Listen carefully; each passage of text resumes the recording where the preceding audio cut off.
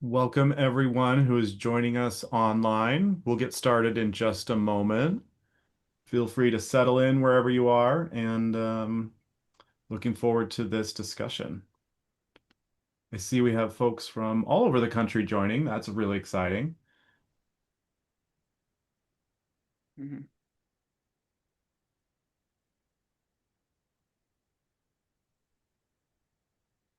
And participants and attendees should be advised that this program may contain explicit language or content.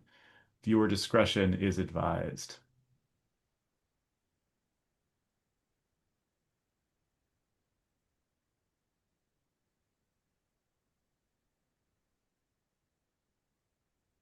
Okay, and with that, I want to get started. Welcome. Let me show our wonderful participants' faces. Live. Yes, welcome to WeHo Reads, Telling Family Secrets, presented by the City of West Hollywood, produced by Bookswell. I am your host, Cody Cisco, and I am delighted to be welcoming four very talented authors to be talking about family secrets and how they show up in fiction and memoir. And let me introduce each of our authors right now. And then I've got a few exciting announcements. Joining us, Toni Ann Johnson. Her Arrington family saga includes her novella, Homegoing, the Flannery O'Connor award-winning Light Skin Gone to Waste, and her newest linked connection, winner of the Screen Door Press Prize, But Where's Home? But Where's Home came out just a week ago, so we're excited to be celebrating the launch of that book today with Toni Ann. Thank you for being here, Toni Ann. Welcome. I am, Thank you. I was yeah, muted. welcome. Welcome also to Aimee Liu, who is the best-selling author of the novels Glorious Boy, Flash House, Cold Mountain, and Face, as well as the memoirs Solitaire and Gaining. Welcome, Aimee. Thank you, Cody. It's Cloud Mountain, actually, not to be confused with Cold Mountain. Cloud Mountain. Yeah. There we go. Hannah Sward is the award-winning author of Strip, a memoir. Welcome, Hannah. Thank you. And Juanita E. Mantz is a writer, a lawyer, deputy public defender, and a performer. Welcome, Juanita. Hi, everyone. So I want to announce, I'm really excited. These authors have volunteered to be very generous, and we have a few copies of their books to give away. If you are here in the Zoom room or if you registered via Eventbrite and are attending tonight, you will be entered into a drawing for those books. I will be reaching out via email. If you're here, you might be a lucky winner of one of their fantastic books. So look for that following the event. And with that, I also want to introduce Mike Che, who is the arts coordinator for so who's the WeHo Reads and WeHo Arts Division coordinator for this series. Thank you, Mike, for being here. I'm going to hand it over to you now. Thank you so much, Cody. Welcome on behalf of the City of West Hollywood. My name's Mike Che. I work for the Arts Division, and we are so lucky that our City Council is supportive of the literary arts, and we are able to host this series, WeHo Reads. We've been doing this since 2013. Thank you to everyone joining us from all over the country, and also to our wonderful readers. In addition to tonight's event, we do have an event next month on March 11th that I'm very excited about. It's about five friends who are all authors, and they would meet a couple times a week at a restaurant and write together using a Pomodoro system, and it helped them complete three additional books, and it's just about friendship and writing together. So please join us for that.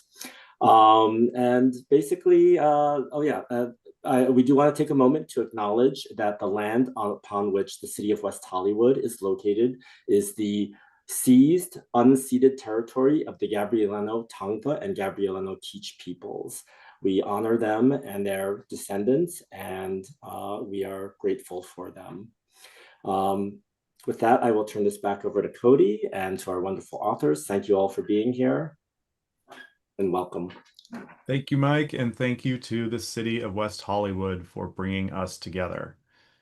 Now, I've been excited for this topic for a while. I don't think there's anyone who doesn't appreciate a juicy family secret, but what is exciting about this set of authors is that they have gone deep into the subject and have portrayed through their own stories or fiction or through their memoirs these secrets. And so now I want them to share with us and talk about the family or individuals at the center of their latest work and what secrets they held. And thinking about you, Toni Ann, who just had a book come out and which catalogs many secrets of a family, I would love to have you start us off. Sure. So in But Where's Home and in the other books, Light Skin Gone to Waste and Homegoing, the main characters are Phil, Maddie, and Velma. And then there's also Livia, who is Maddie's half sister.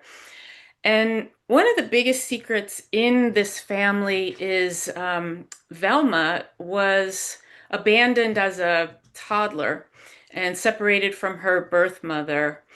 And she ended up in foster care. She was also the product of a relationship where they weren't married. She was born out of wedlock. Her mother was a Jamaican immigrant, and her father was a Russian Jew. Her mother was a live-in maid, and the father was presumably the man she worked for. And she wasn't able to keep Velma with her. And so she ended up having childcare, but that didn't work out. And there was neglect. And Velma ended up a ward of the state and in foster care. And fast forward, when Velma's an adult and a mother, she's very ashamed of this. She's highly ashamed, doesn't want anybody to know, doesn't tell Maddie that this was her real origin story until Maddie's nearly an adult. And the trauma from being separated from her birth mother is something that Velma never really processed. And her way of dealing with it is kind of to be defensive. As a defense mechanism, she tries to say that she's fine, everything's okay, but it's not okay, and it does manifest in a difficult personality, and she ends up being abusive. And it's almost like she tries to give her own daughter the negative childhood that she had. So her own daughter is born into a middle class home and she doesn't really have anything to be ashamed of, but Velma can't really allow her daughter to enjoy her childhood, and she's physically and emotionally abusive to her. And Maddie has a secret that, she's being physically abused by Velma, and she doesn't really tell anybody until she's older. And she also was sexually assaulted as an 8-year-old, and she never tells anybody that until she's much older. So I think that the way that the secret plays out in Velma's life kind of has an effect on Maddie and just the way that their relationship works. And it kind of ricochets through the family dynamic. Thank you for sharing that. Some of those scenes between Velma and Maddie are really powerful because they're kind of giving each other hell. And I thought that was really well done. Thank you. Thank you. Let's go next to Aimee. Yeah, it's interesting because Family Secrets wasn't top of mind when I created Glorious Boy. But when you guys invited me to this panel, I realized it actually is central to the story in ways that I hadn't really thought about before.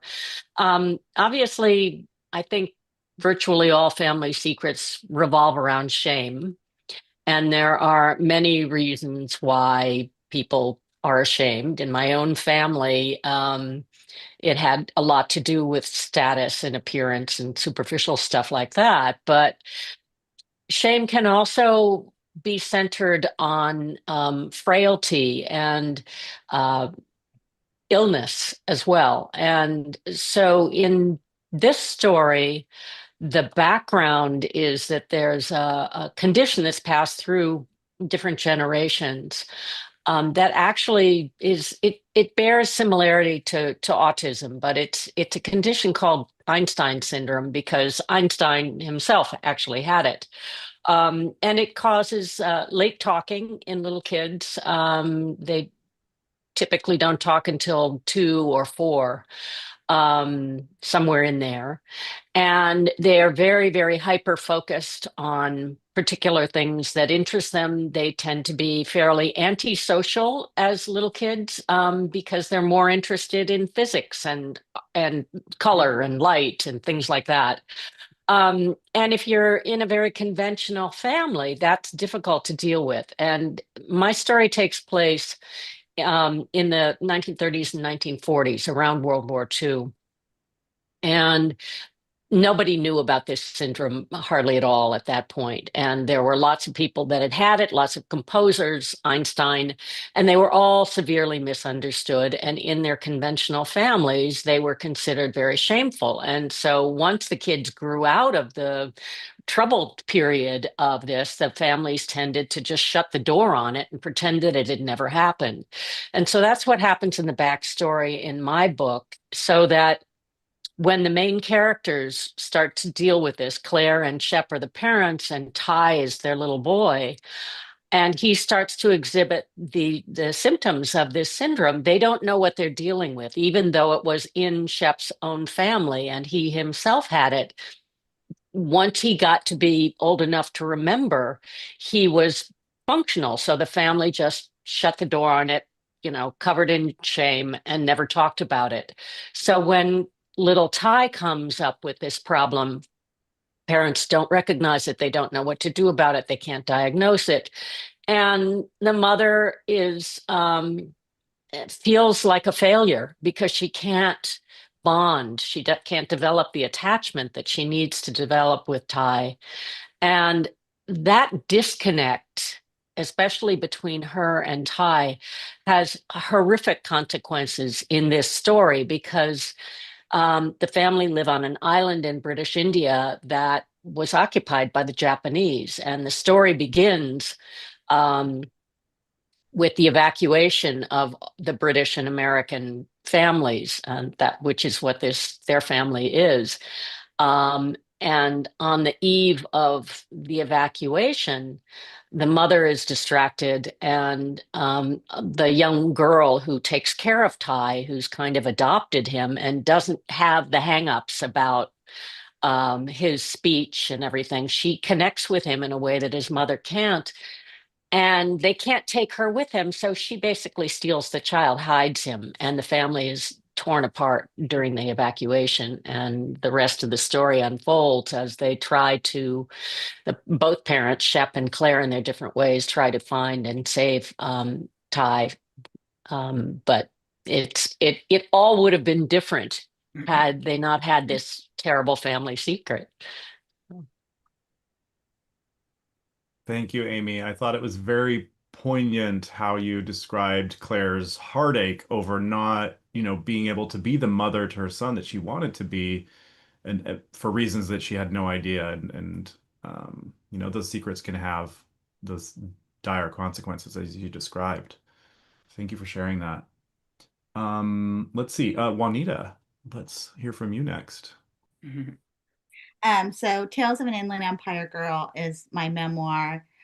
It starts with my dad's death when I'm 36. I'm a corporate lawyer. And it flashes back to her childhood, and it goes through all the family secrets: alcoholism, mental health, physical abuse, Jenny having bulimia. Jenny is me, Juanita E. Mantz, Jenny. And it's really about these 3 siblings, these 3 little girls, Jenny, Jackie, and Annie, and Jenny and Jackie are twins, and how they all cope with all these secrets. It's not really a secret. The whole neighborhood knows that the family is dysfunctional. And in fact, my husband met a friend of mine recently, and my husband always maybe thought I exaggerated a little bit. And he's like, oh no, her family was. And so Jenny ends up dropping out of high school. So the whole book is really a reconciliation of how this straight A student who loves to read, who loves education, loves books more than anything, they allow her to breathe and to escape. How does how does she drop out of high school? And then really it's about her reconciling it and owning that story. Like it's not so much about the little girl, but it's about the adult Jenny looking back, even though most of the book is in present tense active scene.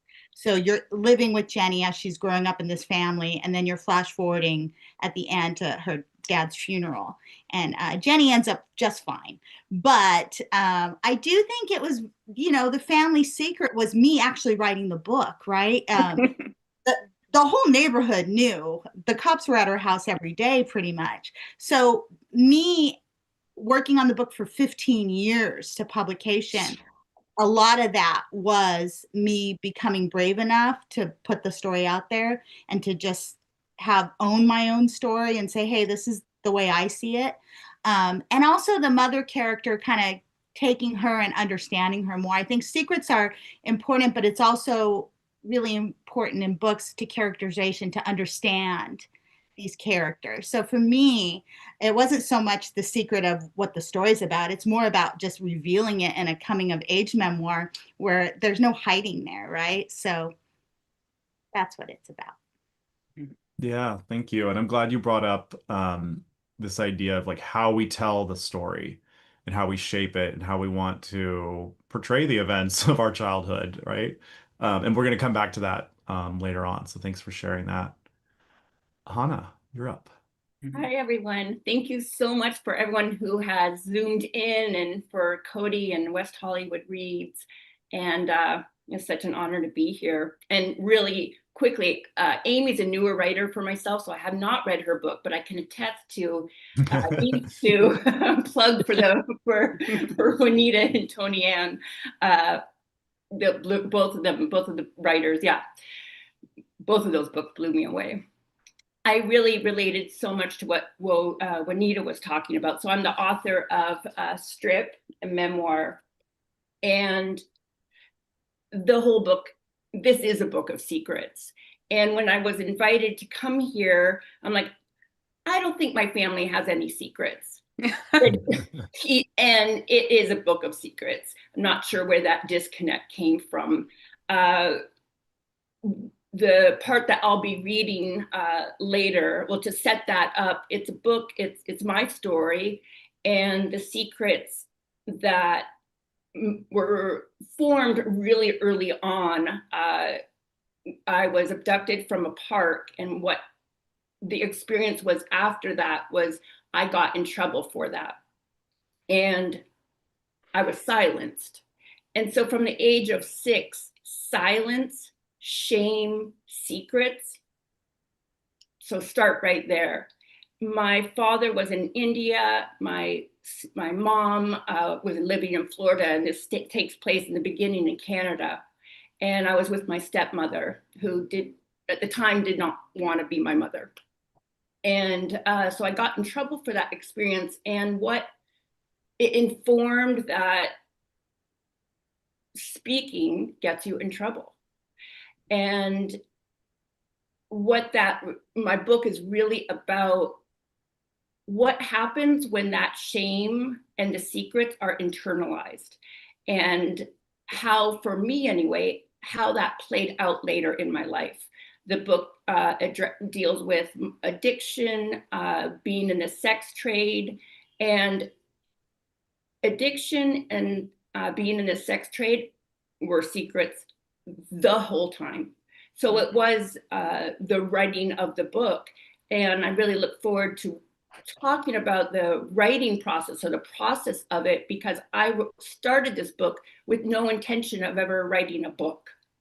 And certainly not the childhood part. And that's its own story in itself. So the secrets, it's interesting writing a memoir, because it's like, I didn't know my own story. And the secret that's come out in my 20s was my mother never knew about what happened in the park. My father and my stepmother never told her. And so.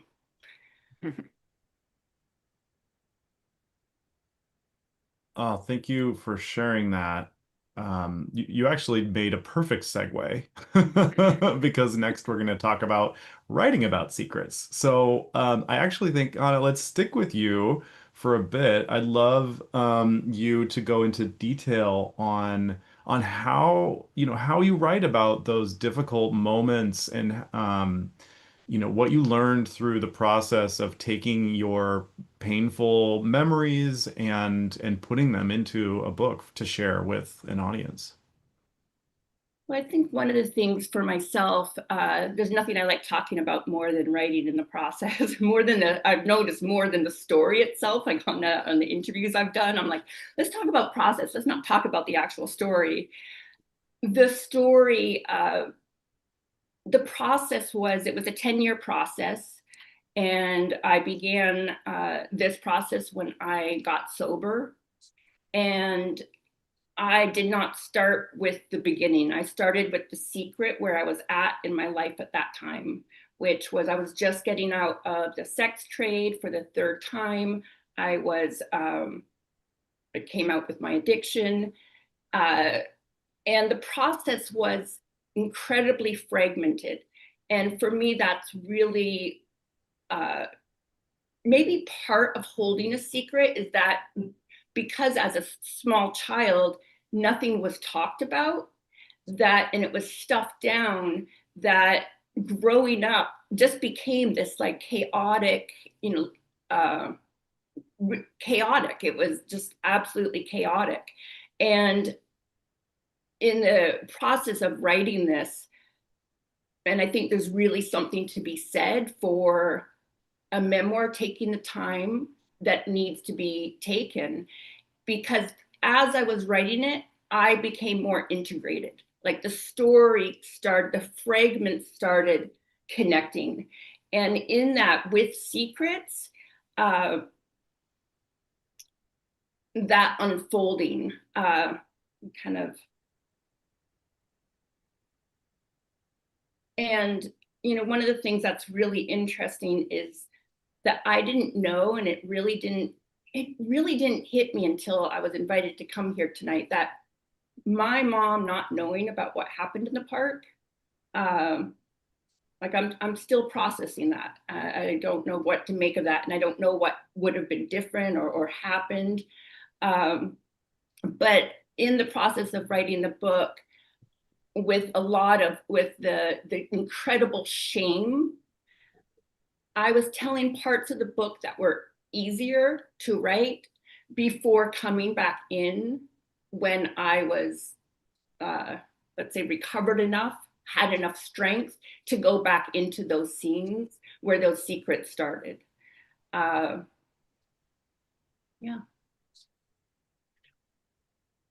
Thank you. I love what you were saying about sort of integrating, those pieces to tell even yourself the story of where you came from and where you are now. Yeah. I also just want to add really quick that for me, the writing of the secrets was really important, that I focused on my secrets and not the family's secrets, that I wasn't telling other people's story. I'm telling my story. And there is an aftermath of that. And I know that was one of the questions that we can talk about later, but the aftermath of that, and the aftermath of writing this did not go well. Oh, yes. I definitely want to get to that a bit later. Thank you. Juanita, would you like to share about the writing process? Sure. It took a long time. This is actually the second edition that was just released by Pelicanesis. The first edition was by Los Nietos Press, and my publisher died recently, Frank Kearns. So Pelicanesis re-released it. So rest in peace, Frank. We love you. And the book took a very long time because I started out at 36 when my father died suddenly. I was a corporate lawyer, and I moved back home, gave up everything, became a public defender. And I just started writing these stories at VONA, which is a workshop for writers of color, at Macondo, which is Sandra Cisneros' workshop. And I would write these little vignettes, and I channel pretty much. So I use music and film, and I meditate, and then the stories just come out, and then I'll edit them and fact check them. But there was a lot of back and forth with my family on writing these stories, because I would release some of them in journals, and some of them changed a lot when they made their way into their book. So I think it just took a long time, because I didn't probably realize until the book was almost published that my mom was, in a way, the hero, right? She was the hero. My dad was Don Quixote. He owned a bar. He was chasing windmills, hardcore alcoholic. I'm a recovering alcoholic, and I've just started writing about my recovery. I'm only like less than 6 months in. So the fact that Strip is one of my favorite memoirs of all time, because it kind of uses the recovery, but it's not about recovery. It's more about how you get there and how you get into recovery. And so for me, writing the book was a process. It just took so many years. And then and I had written all the pieces separately. So then I had to synthesize them into a memoir. So they were just in literary journals all over the place. And I had to take out all the repetition. So I think the writing part took so long because I did it kind of backwards. I didn't plan it out. I don't outline. I don't do any of that. I just channel. I try to go back to little Jenny and lose myself. And I swear my dad sits on my shoulder. I had one story in my book, Grandpa's House, that came out fully formed, and I've never edited a word of it. And it's about going to my grandpa's house in Norco. And I know that that story was just a gift. It just came out in 2 hours, was published the next day by a Cientos review. I've never edited a word of it. And it's about my mom's character, who, it's one of the stories that you come to know her better. And you see she's taking care of her father. And you come to understand that she's only abusing her kids because she doesn't have any coping mechanism. She's working 2 jobs. She's a waitress, and she works at Circle K on the graveyard shift. And she has these 3 maniac kids that are tearing apart her house. And Jenny's dropping out of high school, and she's a straight A student. And so, like, the whole process of writing a memoir, I had no idea what I was doing, really. It's just through the universe that the whole thing came out finally 15 years later. Like, it's not Ulysses. It shouldn't have taken me 16 years, 15 years, but it did. So I think whatever way you get there, right? That sounds like writing plus life, and neither of those go smoothly in my experience.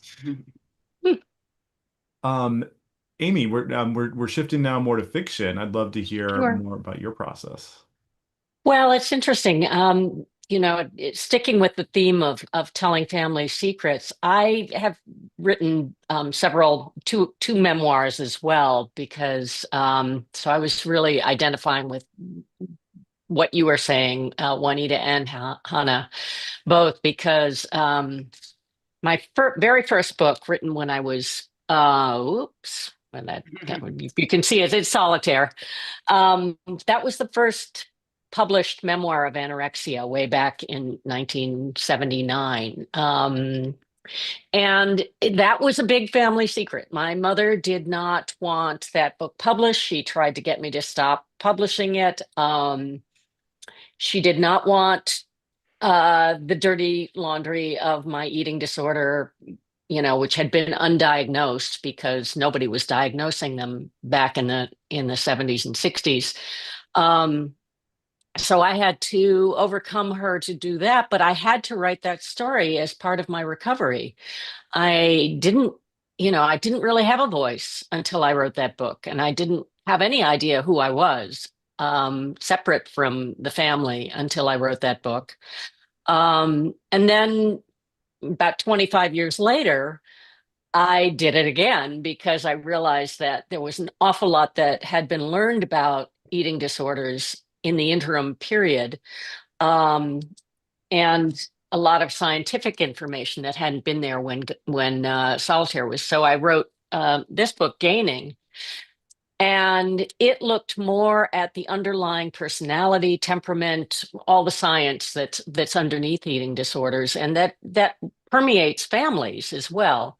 And a lot of the families of readers, mothers of readers, loved the book because it really showed that there was a genetic component to it that was totally separate from how kids are raised.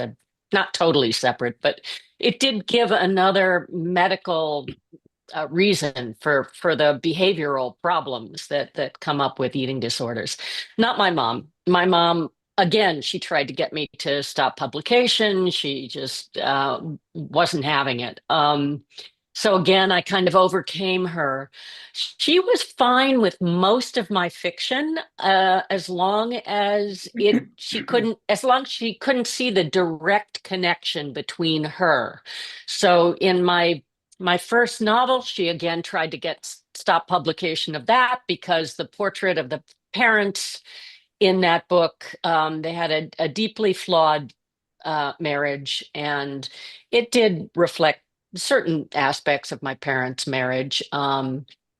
But she could not handle any criticism or anything negative about the family going out, and she saw dire social consequences in everything I wrote, as long as it had any connection to her.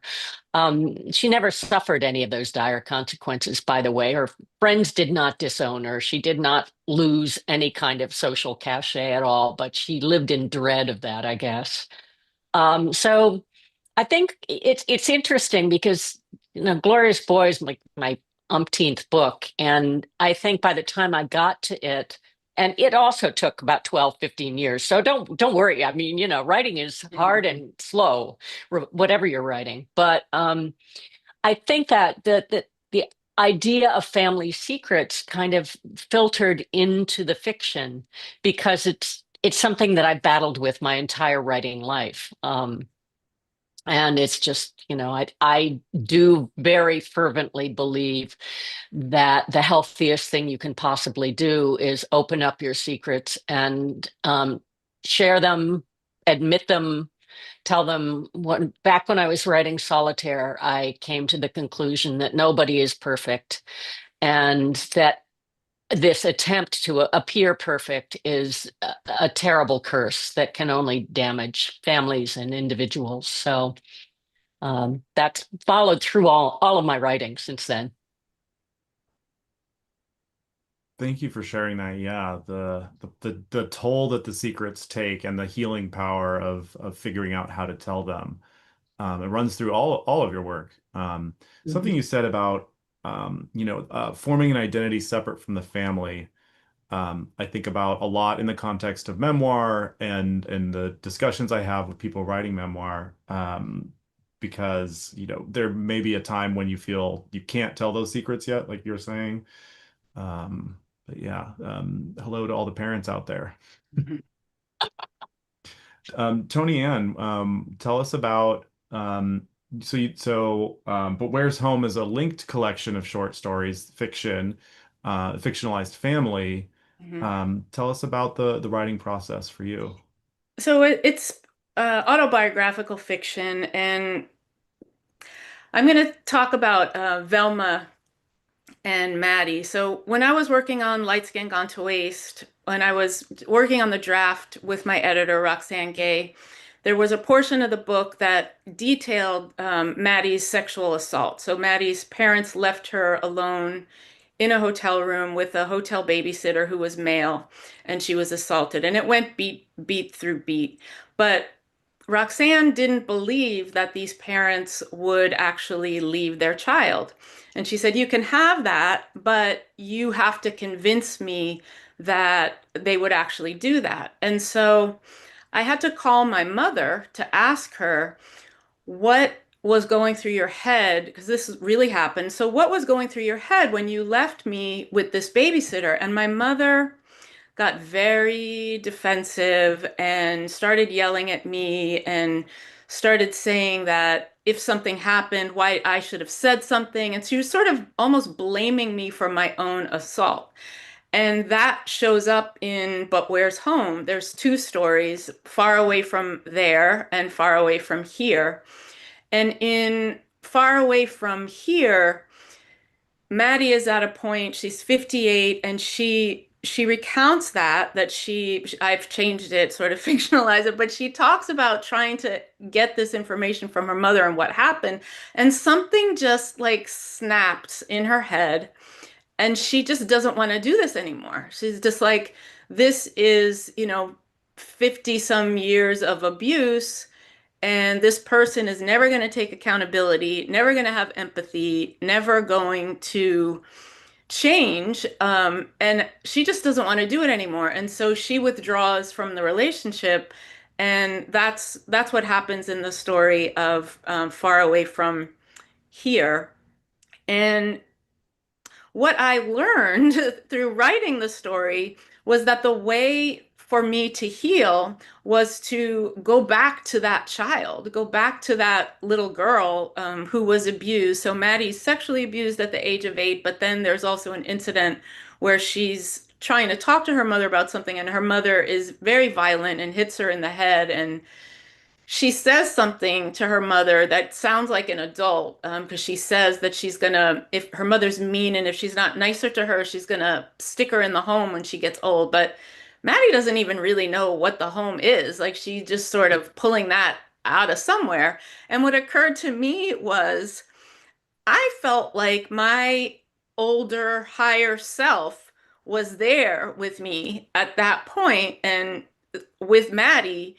And that was what I discovered was a way to heal, was to go back to that child and to almost reparent the child. And so the process of separating from my mother and Maddie separating from her mother it's a process that involves a bit of fear, a bit of grief, a bit of guilt. I mean, people guilt you when you do that, but it's what happens is you just get to a point where your mental health will not withstand any more of the same. And so that's what happened to me, to Maddie, and the revisiting in the story. What I have is the adult Maddie goes back and meets young Maddie at the place where Maddie goes for safety, and they have a moment. And I feel like that represents kind of the way that I am healing, is to go back to that child and reparent that child.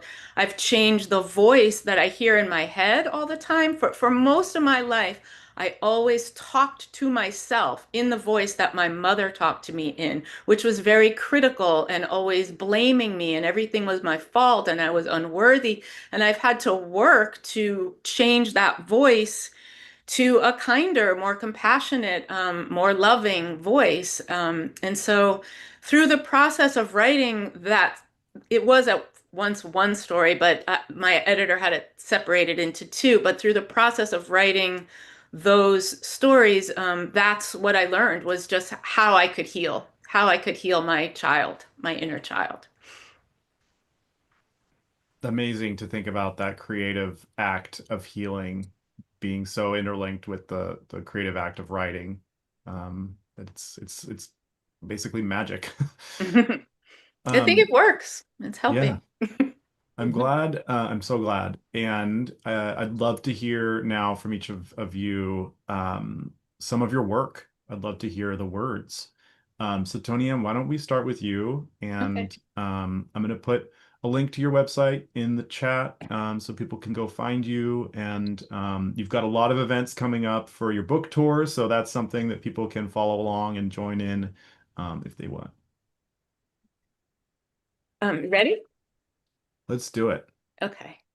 So I'm going to be reading from the novella, But Where's Home, which is also the title of the actual book, But Where's Home. But this is the novella within the book. We're in Monroe, New York. It's 1980. And this is Susie. So one day my mom tells me Aunt Velma told her that Zeke Odom finally asked Maddie out. We're excited for her, but Aunt Velma read it in Maddie's diary. So we can't say Snickers till Maddie asked Aunt Velma if she could go, which is like a whole week later. And then we all have to act surprised. I do act surprised. And then I feel bad and tell Maddie her mother told my mother, but I tell her she can't confront her mother because then my mother will know I told. And Aunt Velma will know my mother told, and that would be a mucked up mess. According to Aunt Velma, Maddie's been writing in her diary about nobody but Zeke Odom since she was in the 7th grade. I'd die if I had only one cute brother to choose from all these years. Tag. If Maddie lived around me, she'd have dated a few cute boys by now. What Aunt Velma doesn't seem to know is that there's another dude Maddie kind of likes, but he's white, like Snow White, like a Viking. That's what Maddie calls him. Guess she didn't mention the Viking in her diary, or maybe Aunt Velma doesn't want to tell my mom that Maddie liked a white boy. Anyway, when Zeke Odom picks Maddie up to take her to the movies, according to Aunt Velma, he just toots the horn outside. Now, in the boy's defense, Maddie and her parents moved to a big ass estate across town, this white town from where they used to live. And the main house has an insanely long driveway. My mom says it's not that impressive because it's not like Monroe is Greenwich, Connecticut. It's nothing but a hick town filled with average white folks, according to my mom. Maybe so, but it's easy to see how it could be intimidating because you can't tell which entrance is the front. The only door you can see from the street side leads to an enormous glass porch that kind of looks like a greenhouse. It doesn't have a front door look. The real front door is up a stone stairway around the back that leads to a patio that overlooks a red bean-shaped pool, and down a hill behind that, there's a tennis court. And there are two cottages. The small one is close to the main house, but the bigger one is like an acre away and sits above the tennis court at the opposite end of the property and has its own driveway. I mean, Hicktown or not, maybe Zeke Odom was like, what the hell kind of palatial craziness? The place looks like a small village. Maybe he didn't know where the hell to go. Maddie tries to run out the front door, which is, as I said, in the back, but Aunt Velma grabs her, rubs some rouge off her face, and says in that gritted teeth Aunt Velma growl, "You're not going any damn where. That kid needs to get his ass out of his car and come to the door like a gentleman." He beeps again, and Maddie sasses off to Aunt Velma, "You're crazy, let me go." And when Aunt Velma doesn't, Maddie, risking her life, says, "You're just jealous because no one likes you." And then Aunt Velma pops Maddie in the mouth. I'm hearing this on the extension while Aunt Velma is telling my mom as if slapping Maddie is as normal as making dinner or walking the dog. My mom doesn't say it to Aunt Velma, but later she kisses her teeth and tells me, "Your auntie vexed with that arrogant man she never should have married and taken it out upon Maddie." I've been telling my mother about this stuff for years. Since we were small, I've been seeing Aunt Velma pop Maddie. Sometimes for little things like eating the last snack cake or leaving a towel on the floor. And just a few months ago, I was at the house when redheaded, freckled, peppermint patty looking Lisa Magna called and asked to borrow a pair of crutches that were in their basement. They weren't even Aunt Velma's. The previous owner left them there. Maddie brought them upstairs and asked Aunt Velma if Lisa could take them. Lisa was still on the line, and I saw Aunt Velma morph into a maniac. Her eyes flashed wild, and she chased Maddie around the dining room table, holding up one of those crutches, screaming, "What have I told you about putting me on the spot?" Finally, she caught Maddie and beat her to the ground with that crutch. I was shaking. Didn't know if I should be scared, sad, or call the cops. We went into Maddie's room after, and she cried. When I told my mother, she said, "Yeah, stop them tales about your auntie." And she waved me away like I was a funky smell. But I did try. So Zeke beeps a third time, and Maddie starts crying. According to Aunt Velma, she's crying because she thinks Zeke's gonna leave, not because she just got hit in the face. And when he beeps a fourth time, Maddie pulls her arm away and runs off. The boy never does get out of the car, not even to open the door for Maddie. Aunt Velma says Zeke has no damn class, and on that point, I concur. That's it. Thank you. It was so nice to hear the story in your voice, right? That's a treat. Thank you. And in, well, Velma's voice and Maddie's voice. Thank you. Next up we have Aimee. Okay, that is a really tough act to follow, but I'm going to do my best. Okay, so this is a scene in 1942, British India, in the Grand Hotel in Calcutta. And Shep's, the evacuation has happened. Claire has been sent to India. Her husband, Shep, has stayed behind on the island to try and find their son. And Claire is, of course, beside herself with terror because the Japanese have occupied the island and all communication has been cut off. And turning up in Calcutta is Shep's sister, Vivian, who Claire had never met before. So this is early on in their relationship when they're just getting to know each other. Vivian says, "Tell me about Ty. Sometimes if you talk about people, it brings them closer. Besides, he's my only nephew, and I still know next to nothing about him." Claire pulls a glass ashtray from the center of the table and stares through it as through a camera lens. "He's beautiful, wiry like Shep, but with hair as curly and dark as my father's when he was young. Black Irish, Dad said they used to call him. But Dad had brown eyes, and Ty's are this deep, mossy green. He has the longest, feathery lashes. I used to love to hold him so close I could feel them fluttering against my throat." She looks up as someone begins to play Claire de Lune on the piano in the far corner. "He has perfect pitch. He sounds perfect all over." Claire sips her gin and tonic. "Not exactly." Vivian waits.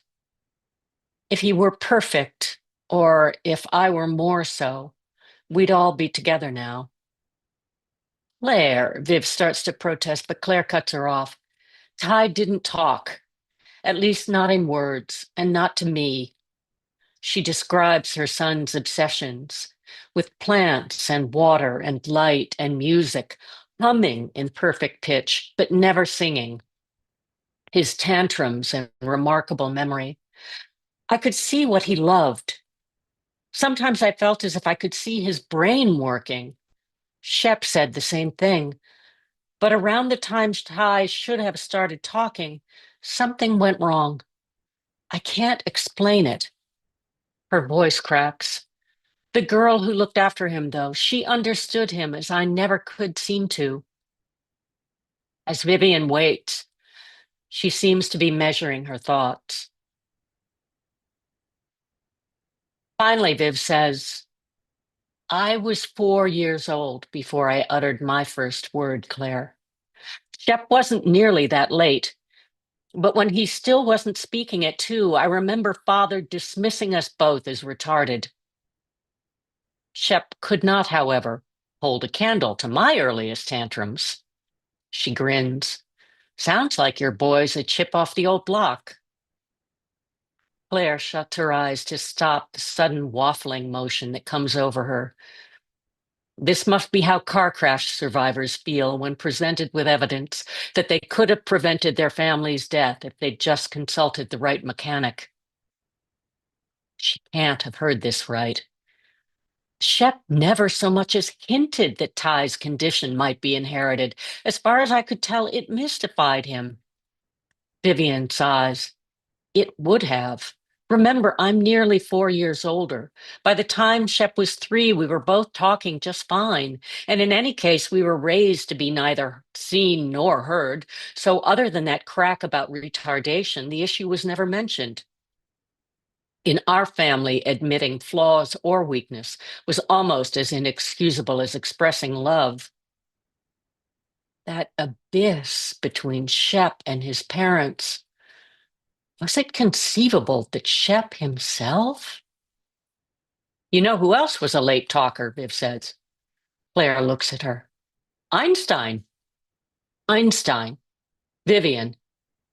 If Ty could talk, he and Shep would be here now. How? Claire shakes her head. How can she explain the role that silence played in Ty's devotion to little Nyla? How can she even be sure that she would have acted differently that last morning if she'd had a normal bond with her son? No, she would have. She would have prized him above all else, above her work, those damn things she was packing. If she had a normal bond with her son, maybe she wouldn't have tried to shift her affections in the first place. I don't mean to be insensitive, Viv says, but maybe Ty is less helpless, more resilient than he seems. Ty is 4 years old. I know, Vivian bites her lip. I know that.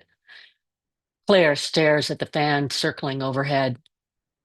How do you know about Einstein?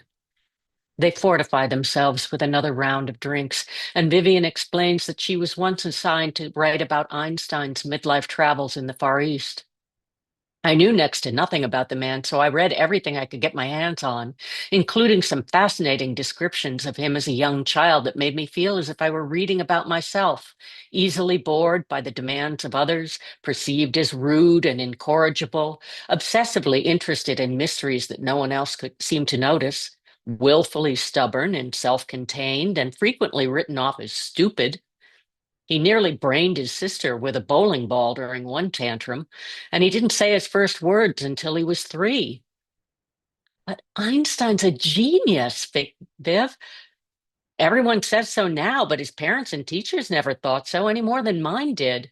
I'm not saying I'm in Einstein's league, she snorts at the thought, but I could read and play the piano before I uttered my first word.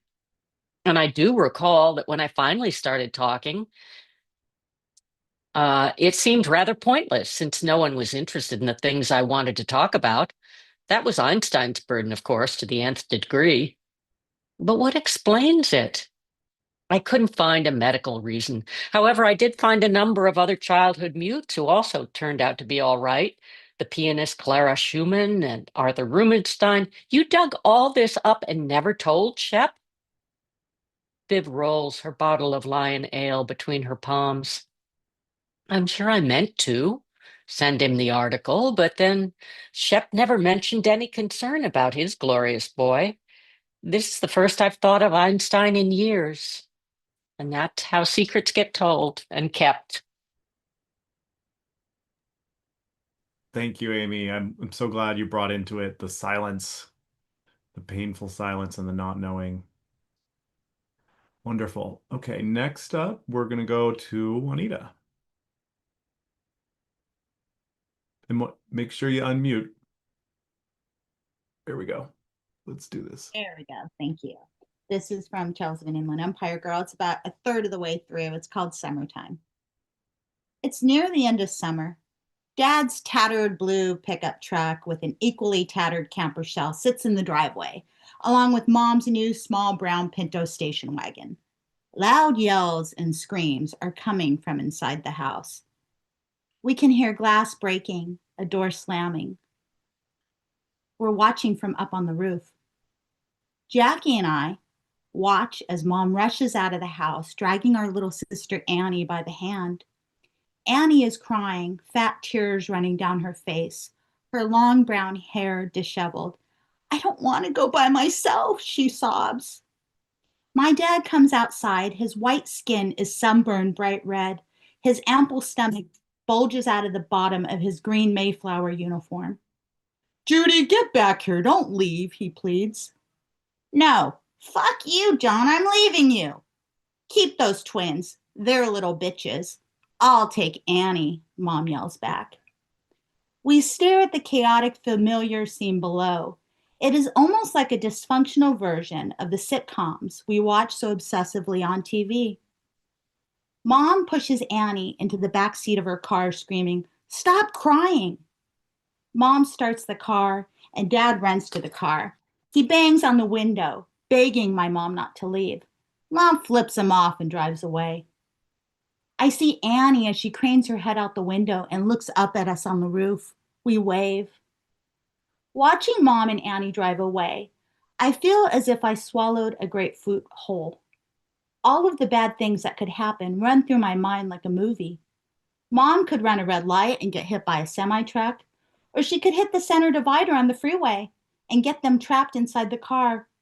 Or maybe they could drive away and never come back. I shake my head to make the thoughts go away and count to myself in multiples of 5. That always calms me down. Dad shakes his head and shouts into the sky, "Girls, where are you?" Slowly, I scoot down the slanted roof on my behind and go backwards down the ladder to the ground. My twin sister Jackie is right behind me. Dad comes into the backyard and gives me a hug, which I try and squirm out of. "Let's go get pizza," Dad says with a smile. But his eyes stay sad. Jackie pats his shoulder as we walk inside the house to change. When we get to the Pizza Hut, Dad orders a medium pepperoni pizza, a pitcher of root beer, and a pitcher of Budweiser. He feeds the small black and white TV carefully with 4 quarters. Each quarter is 15 minutes of television time. We watch Different Strokes and The Facts of Life. Dad grumbles that he would rather be watching MASH. Jackie and I gulp down glass after glass of root beer as Dad downs glass after glass of beer. I put a piece of pizza on his plate and say, "Hurry up and eat, Dad, before Jackie eats it all." Jackie punches my arm. We fight over the last slice of pizza and I finally give in. Jackie stuffs the pizza in her mouth.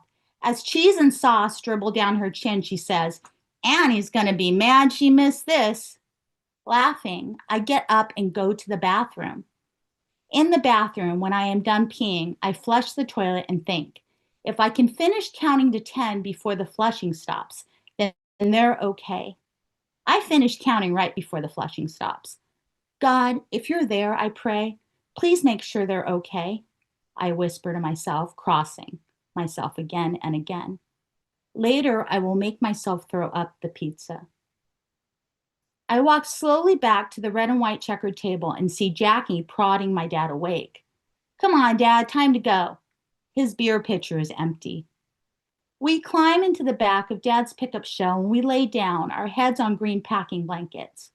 The truck swerves a bit as we turn down Grove Avenue, and Dad sings along to Elvira by the Oak Ridge Boys. Elvira. I love that song, especially the part with the deep voice guy. The radio shuts off and it's too quiet. So I poke my head through the cab to check on Dad. At the stoplight, by the baseball park, he starts crying. "Your mom is crazy, but I can't leave her. I can't leave." "It's okay, Dad," I tell him. "When we get home, she'll be calm." Later that night, I sit in my bed reading.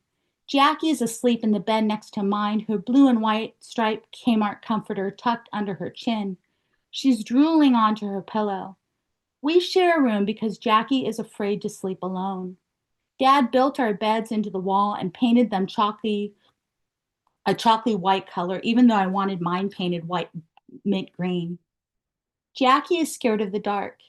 She only sleeps with the lights on, but I always turn out the lights when she falls asleep, making sure that our Wonder Woman nightlight is plugged into the socket next to her bed. Annie has her own room, which she keeps padlocked because she says we mess up all her stuff. As soon as we got home, Dad passed out on his powder blue lazy boy recliner. The chair smells like his sweat. I can hear my dad snoring from the living room. I hear the key turning in the front door and Mom saying, "Wake up, John, I'm home. You smell like beer. Go to bed." Rubbing my eyes, I sit up. I hear Mom helping my dad up. As they pass my bedroom door, I hear a thump and Mom yells, "Darn it, John, you almost broke him." Darn it, Dad must have bumped into the 2-foot plaster Jesus that sits in the hallway. Even though I know God wouldn't like it, I wish Dad had broken the statue. Whenever I walk past plaster Jesus in the hallway, his eyes follow me as if he is going to reach out and touch me with his stigmata-covered palm. Sometimes that statue speaks to me in my dreams. but I can never remember what Plaster Jesus says. A few minutes later, Annie inches open my door and comes into our room holding her baby Fresh doll. "Jenny, are you awake?" she whispers. I lift my head from my prayers and I pat the bed beside me. Annie talks in her baby voice. "Mom took me to get hot chocolate on her way home from Uncle's house." She blows her hot chocolate tinged breath on me, and I breathe a sigh of relief. Thank you. Thank you, Juanita. I feel like I've heard your child voice now. Like I know, I know that character so well. Thank you. Let's go to Hannah. Hi, so this starts towards the beginning of the book, and my father is in India. My mother, who I wasn't living with growing up, was in Florida, and I'm with my stepmother, and she's at art class. And this is the 70s. The man, and this is Canada, the man in the brown car, 1976, Victoria. I spend so much time alone. I hide under the front porch and watch the cherry blossom petals float to the ground. Alina is at art class and Dad is in India. I like to walk to the park, step in puddles with feet bare in red sandals, and feel the water between my toes. Today, nobody is in the park, not even Emily. Her mom would not let her go today. I swing on the swing with my doll and go so high. A man in the brown car parks across the street under a beautiful tree that has not lost its leaves. He watches me, waves for me to come over. I keep swinging. He waves again. I get off the swing, walk towards him, hold my doll tight. I am in his car. He tells me he is bringing me home, but he drives so far and my feet are cold and I start crying. He stops the car at the end of the street in front of a yellow dead end sign. "Do you know how babies are made?" he asks. I know they come from bellies, but I can't talk. I am wearing pink and white checkered shorts. The doors are locked and his zipper goes down and his stomach has hair on it and it's white and there's more hair down there. He takes out a thing like a floppy fish and my shorts are off and the fish goes stiff. He's so close to me and I can't breathe. "Stop the crying," he says. He tugs and tugs on the thing and it's touching me down there. "If you tell anyone, I will kill you."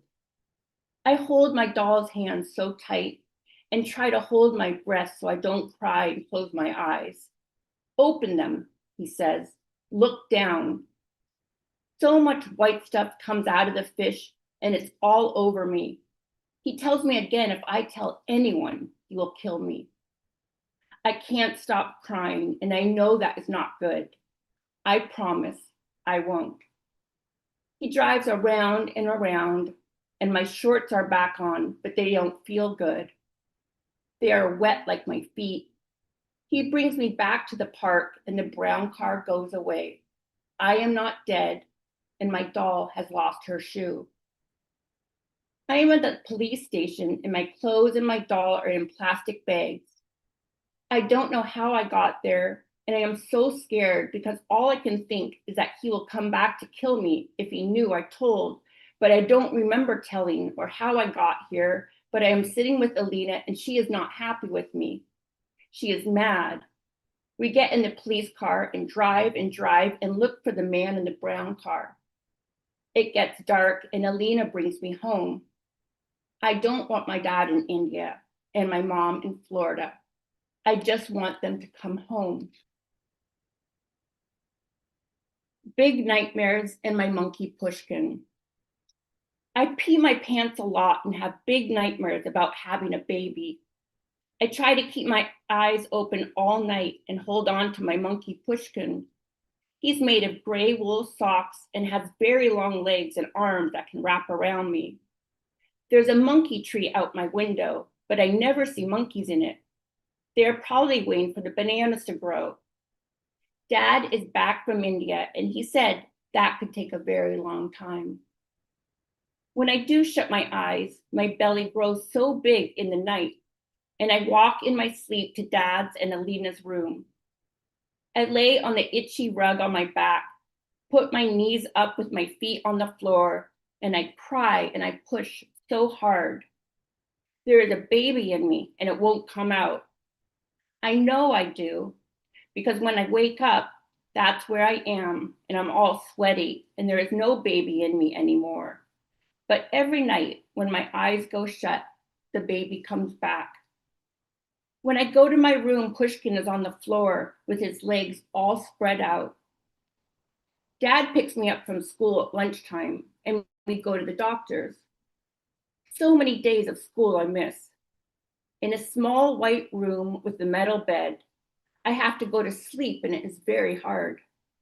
I don't want to, and I cry. A lady sticks wires in my head, and Dad says he'll be there when I wake up, and that the lady needs to watch my brain when I sleep. When I wake up, the lady gives me a lollipop, a different color every time. When I get to purple and have had every color of the rainbow, the nightmares go away. I ask my dad, what did they do to my head to make them go away? He says he doesn't know. Nobody talks about the man in the brown car, and I don't either. And not even to Emily or Pushkin. I don't want to get in trouble. And if he ever gets into my head, I will push him away. Thank you, Hannah. Let's talk about, thank you for sharing that. Let's talk about the aftermath of these difficult truths, of the telling of the secrets, and of writing a book that explores these moments. And this is, a little more free form than we've been thus far. If you feel you can unmute and say something, but I'd love to hear, yeah, what's the aftermath been like? We mentioned healing, as well as like integration and also the the family members who maybe don't want to hear these truths. I'll go first. I had this live storytelling showcase I did online, and I read a story about going to the park. My mom used to kick us out when my dad would not come home from the bar, and my mom knew that she would abuse us, so she would kick us out, and we'd go to the park and we'd sit in the park. So I have a lot of stories about this park and this plastic cheese that I would sit in and read in with a flashlight. And when I did the story live, I wasn't allowed to have notes. So the way I told the story, there was an intimation that perhaps we slept at the park. Hmm. We never slept at the park. My mom would always come get us. Always. We'd see her drive up, or we could hear her screaming our names, and we would go home. We only lived about a block in Ontario, California, about a block away from John Galvin Park on 4th and Grove. And when I told the story, my mom called me. She was really upset. And she's been to my readings, and it depends on her mood that day, whether she says everything's a lie or everything's true. But it doesn't really matter. She's kind of reconciled it to it. But this is before she reconciled it. And my twin sister was mad at me. My younger sister, Annie, was mad at me. And they're like, why do you always got to tell the ugly stories? Why can't you just tell the good stuff? There's good stuff, right? And I said, well, I know the good stuff, but I remember mostly the bad stuff sticks out more, And I didn't mean to intimate that we slept at the park. And I said, if you guys want me to throw away the book, I will. I've worked on it for 10 years at this point, and I'll just trash it. It's not worth it to fight like this. And I was like devastated. And I think that because of that, the fact that I kind of got their permission to tell these stories, they kind of changed their mind. And I worked on the book for a couple years more after that.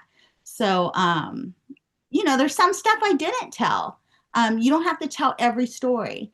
You don't have to put everything in there. I did take my twin sister Jackie out of the second half of the book.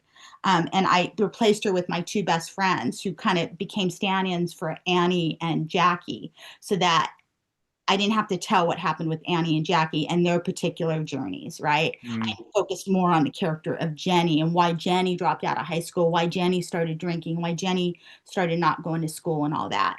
So I think that it's hard, you have to figure out a way to do it. And there's for me, I'm really lucky that my family came around. And my twin sister is a writer too now, and she's written her own memoir. And she tells way worse stories than I do. So, I mean, the story she tells about her mom, because so my mom would abuse Jackie mostly, and I would intervene and get hit occasionally. But most of the abuse was me watching my mother hit my twin sister. And I Mm. honestly thought when I was little that she would kill my sister. And it's my twin sister, my best friend in utero together. And so I do think that I'm really lucky because it could have went the other way and the book could just not exist. All that work would have been for nothing. But I did process. So I loved what Toni Ann had to say. Like writing the book itself was a healing journey. I got to know my mother better. I understood her. I understood why she was the way she was. I was no longer as afraid of her. I grew up very afraid. Me and my mom are very close now, and my mom changed a lot after my father died. So I'm just really lucky in some ways, I think. Mm. I sat my mother down before the book came out, and I told her that I was scared about the book coming out, that I did not write it to hurt her, and that I wanted to have a conversation about it. And she dismissed it. It's fine. I'm used to it with your father, because my father was a well-known poet and did a lot of writing. He was married 5 times, wrote about all his wives, wrote about him. She's like, as long, she said, and it would take 2 books to write about me and my men. She thought I was right about her men. But what did not go well was this very first line. This is where she couldn't get over. She could not get over the first line. And this is the part 3 years later that has still not gone well. There's other things in the book that have happened, like when I got molested the second time. And there's a lot that goes on. But this is the part that, yeah. Born in the Bohemian 70s, Hannah Sward was abandoned by her mother. Abandoned. That was not her experience of it, but for me at 2, that was my experience. Mm. And we've had, in the beginning, we had lots of I listened a lot. We did not have conversations. And where it came to a point where I said, Mom, I'm done. I'm not talking about this anymore. And that's how I've taken care of myself in this process. And I was, so the people I was most scared was my mother, my stepmother, and my father. And I told my father that I would rip out the most of the book when he got it. I would just rip the pages out. And as it turned out, he actually passed months before it was published. And my sister, that I didn't mention before, she's a huge character in this, in our relationship, and how we depended on each other and were inseparable. And I never even asked her permission. I write about stripping. I mean, and us getting lipo when we're 21 and meth, and she's fine with it all. She's like my biggest cheerleader. Mm. And one more thing is I do, and that's not in the book, and this speaks to Juanita with what to include and what not. Because my father was married 5 times, I have a lot of half siblings. And so, there's 7 of us. And in the book, there's myself and my brother and my sister. So I was really scared that like the other siblings might feel that they're left out. Mm. It also works the other way, that they might not. They might be angry that they're in the book. Yeah.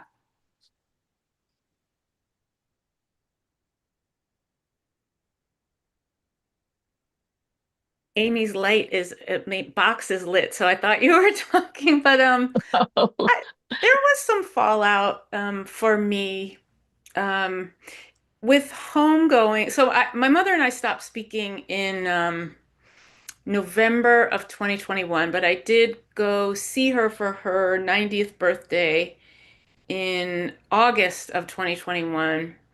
And my book Homegoing had come out, and I heard through a cousin that she was upset about it. And so the book is from Maddie's point of view, but my mother thought that it was about her, and she said, well, if she was going to write a book about me, she should have asked me, and she was just annoyed. But the book, she's in the book, but it's not her. It's not her story. But my dad had already passed away, so he passed away in 2014, right before my first novel came out. And I feel like I waited so long to publish that what my mother was so worried about, which she didn't want anybody to know, was her true origin story.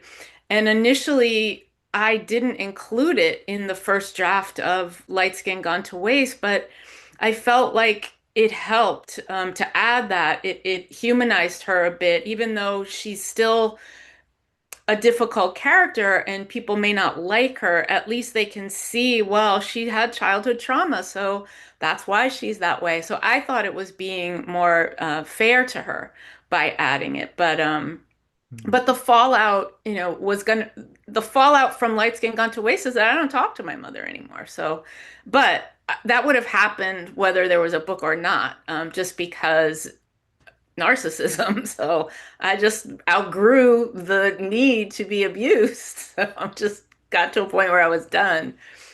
So yeah, that's it. I'll just add a couple things about my experience with my parents on the memoirs, because they were pretty much fine with the fiction. But when Gaining came out, I didn't speak to my mother for 4 months. And she finally backed down. She needed a relationship with me more than she needed to be right about the book or to make the book go away. So she finally relented. My father was always very supportive of everything that I wrote, including the memoirs. He never had a problem. But the funny thing about that is that all of my fiction, one way or another, is related to stories that I pulled out of him about his history or growing up in Shanghai, or things that I intuited about what he'd experienced in his life. But it turns out that he was the best of all at keeping family secrets, because after he died, I was going through all of the material. He was a bit of a hoarder, and he had tons of archival family information that he'd never shared with me, even though I had interviewed him ad nauseum and written a big book that was the novel Cloud Mountain was based on the story of his parents, an American woman and a Chinese man, and 30 years in China together and raising 4 children and all of this stuff. And the big question mark in the family was how they could have left my grandfather in China when the communists took over, because he was there and he asked to be helped out and nobody helped him out. My father always said, we didn't know. But I was asking over and over what they knew, if there had been family left back in China with him. And my father always said no. And it turned out after he was gone, I found the evidence that my grandfather had another wife in China, and my father had a stepbrother, possibly a half brother. There were photographs of these people. My dad had gone back to China in 1941, 42. He'd seen them all. And I found a letter from his stepmother, the other wife. So he had kept all of this information secret. I think he was keeping it secret from his own mother, who had separated and come back, but it never came out. And I felt this sort of a sense of, obviously, sadness that he had such shame and guilt over that he kept this secret all the way to his death. But I also felt kind of a sense of betrayal, and I was a little angry at my father. I had tried so hard to get all this information out, and he took it to his grave. So, but he kept the evidence. So I did find the evidence and I did piece it all together. But family secrets are tough. Wow. that much documentation also to have, but not to reveal is something. Yeah. I There think are so many questions I could pose, but before I do that, if you have any questions for each other, now I've been looking forward to bringing you all together for this event for a while. I want to make a space for that.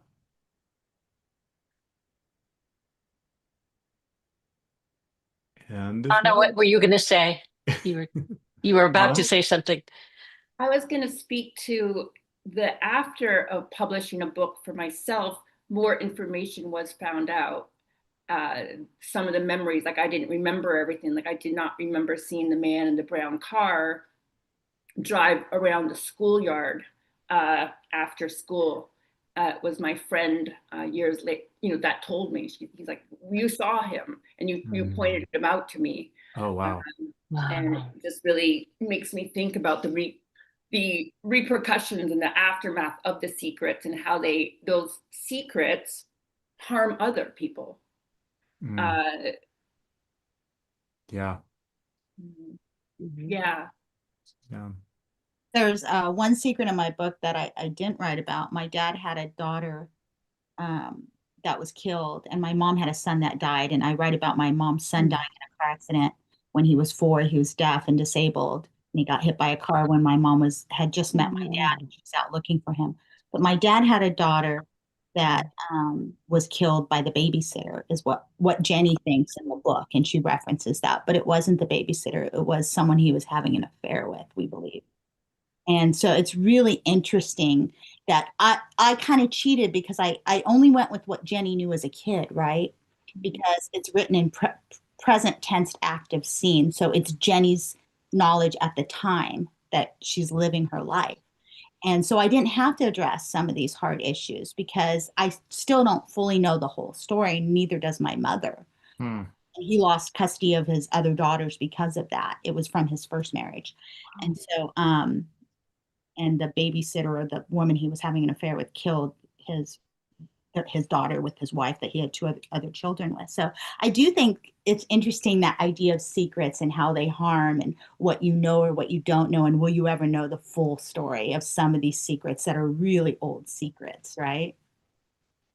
Yeah. Did she face consequences for that murder? Yeah, she ended up in an insane asylum, which is ironic because that's the population I represent, right? I represent the people at state hospitals that are 1368, not incompetent to stand trial. And I consult on NGI cases. So it's really interesting. And we always knew because he had a tattoo of Debbie, and she was an angel. Debbie had a sister named Rosemary that might have been my dad's daughter too, that I met much later. So we, as little kids, we really didn't know. We accepted the fact that they had both lost children, kind of tragically young children. And that kind of trauma kind of linked them in a way that was kind of, I think, kept them together when maybe they should have gotten a divorce. But my parents stayed married until the day my dad died at 69. And my mom still says to this day that she loved him more than anything. And so it is a weird kind of dysfunctional love story, but they did truly love each other. They really did. They were just both broken people. There's a thread running through all of your books. And I mean, I look at, like, you're assembled here. There's so much intelligence and grace and empathy. There's a thread around mental health of like reaching breaking points, reaching low points, finding your way out and a path back, and especially around, issues that a lot of young women or girls face around assault or around body image, and health. And I wonder if you have anything you want to share about that and how you wrote about those topics in your books. I think telling your story is the most therapeutic thing you can do ever. Telling your own story and not letting somebody else tell it for you. So I think if you have a trauma in your life, or you have you're struggling with any kind of mental illness, it's an essential thing to do, regardless of whether it ever gets published as a book or not. I think the process too, a friend earlier was asking about the how important it was, or it was a question of having readers, people bear witness to what happened. And for me, that part of it has been incredibly important. I've gotten to connect with so many women that shared things with me that, according to them, they hadn't shared before. And so I think whether it's at a public level or with a very safe person, the very act of telling our stories, for me, that's what dissipated the shame, right? And by telling that story, I, that it was definitely part and continues to be part of the healing. And it's still a hard thing to talk about. Like tonight, I felt incredibly raw before Zooming in here. And with a lot of different things, the anniversary of my father's passing on Saturday, I just, what's in the news with the Epstein. And there is something really powerful that happens when we connect with these, like the strength that comes. And yeah. On I that have a note, question. oh, go ahead, Toni Oh, I Ann. have a question for Aimee. Did you feel that your eating disorder had anything to do with dysfunction in the family? Did it arise out of that? Oh, absolutely. I think my mother was a very domineering presence. She had, expectations and standards that had to be met. And whether she understood it or not, I really had the sense that she was raising me to be a model of her. And the eating disorder began specific. I know exactly the moment that it began. I got on a scale when I was 12 years old and I weighed as much as my mother did. And I said at that point, I'm not ready to be my mother. And then I think the next thought I had was, for the first time, I'm not even sure I want to become my mother. And so, I started losing weight to become a child again and to stay a child and to avoid growing up, because if I grew up, it meant that I was going to become her. And I didn't really get out of the eating disorder until I started to have other models. It was in college, and I started to see that there were other ways of becoming a woman besides being a clone of my mother.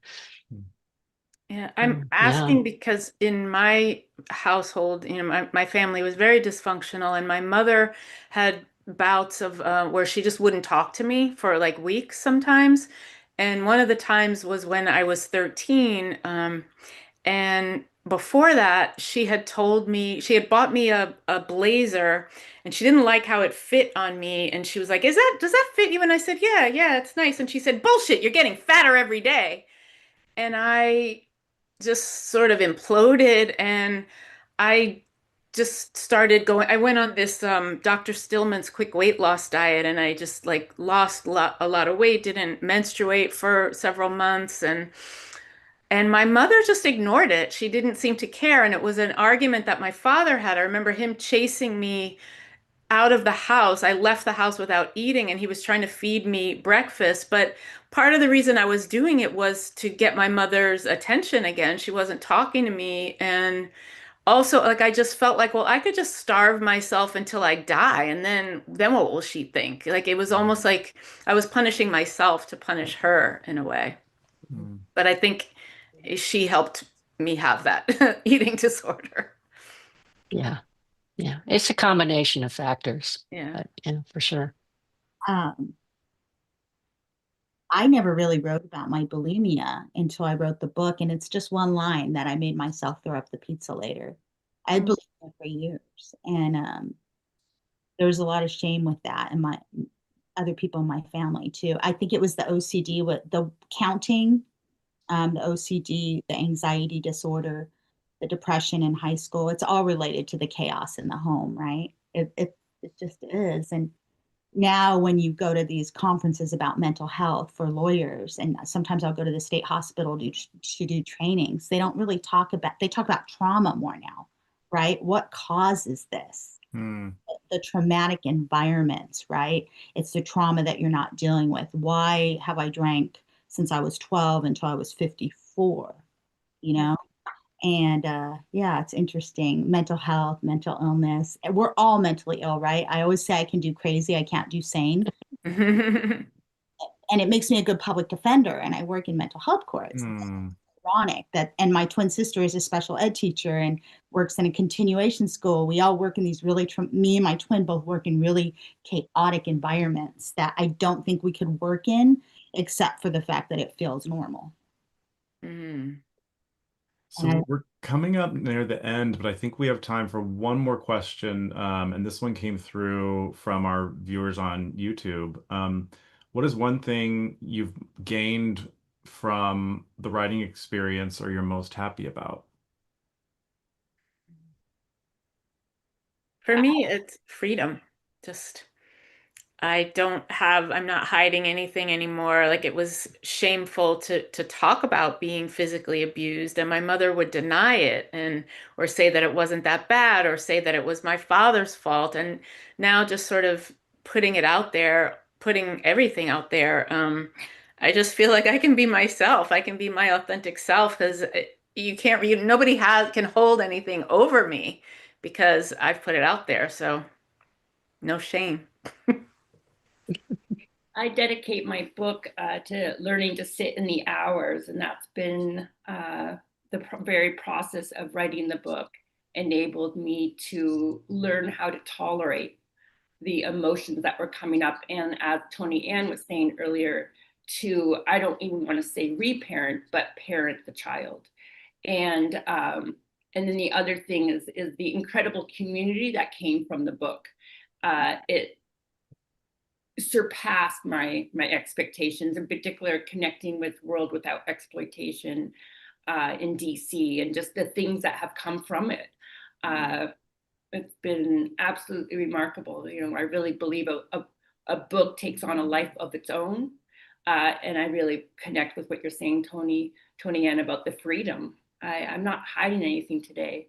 And this book, I was riddled with shame.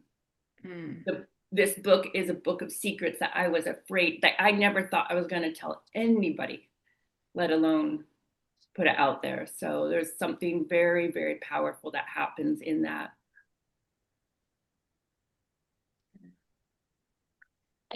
I've been writing books for over 40 years, and I still think I'm writing to figure out who I am and what I think. That never really stops. And I totally agree with what you say, Hannah, also about community.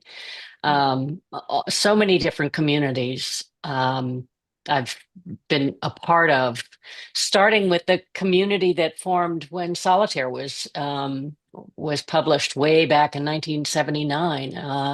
The community of people who had eating disorders who'd never talked about it and didn't, that book, because it was the first memoir for a long time, it was the only memoir, was, thousands and thousands and thousands of people. And all my life, I've had people come up to me saying, "Oh my God, you wrote Solitaire. It saved my life." It's pretty powerful stuff. That is incredible. Yeah. Yeah. Yeah. I love that you reiterated that about the community. I mean, I'm here today because of the community, meeting Juanita, and then through Juanita, I met Toni Ann. I mean, just the things that come from that. Yeah. Yeah, that's what I'm grateful for. I always loved writers. I started reading when I was 4. My mom taught me to read when I was 3, and I was reading full books by 4. I was reading like college level text by like age 8 or 9. And I always loved books so much, and I would always dream of being a writer. And the fact that I've met this community of writers and gotten to meet people like Toni Ann and Hannah and now Aimee, and to be on something like that. I mean, it's like a dream come true to me. The only people cooler than writers are rock stars. And and debatable too. I'm so to be part of a community of writers. And writers are the coolest. They're just the most supportive people. They just really are. It's just like the amount of opportunities I've just been gifted. It's kind of magical, the Yeah. community of writers that Our LA literary community is very supportive, like, and there's multiple communities that sort of intersect, but I do feel like we're really lucky in LA. I don't know if it's like this everywhere else, but there's something about the LA literary community that is just really kind and supportive. We celebrate each other. Yeah. I feel very fortunate for that too. Yeah, absolutely. Same. Yeah. Interesting hearing, Juanita, that you wanted to be a writer. I mean, as some of you know, it was definitely not what I wanted to do. It was the last thing. I mean, I was incredibly close with my father, but growing up in the literary world and with a poet father, I was like, I don't want any of that. The poverty, the rejection letters. I'm like, just no, no, no. And, you know, it's ironic because I was writing the whole time. But yeah, it's the power of the pen. Yes. And I think that's the feeling we'll leave everyone with, is the gratitude for being able to tell our own stories. Yeah. Juanita, Hannah, Aimee, Toni Ann, thank you so much for this evening's conversation. I greatly, greatly appreciate it, and I feel like we could have talked for hours. But unfortunately we'll have to call it a night. So Thank thank you for you. being here. Thank you, Cody. Thank you, Cody. For everybody Everyone. that attended, and look forward to seeing who the winners are with the books. Yeah, if you're here, you may be the winner of a book by one of these fabulous writers. So I will be in touch via email. Thank you, everyone. Our next WeHo Reads is on March 11, and we look forward to seeing you there. Take care. Bye. Bye.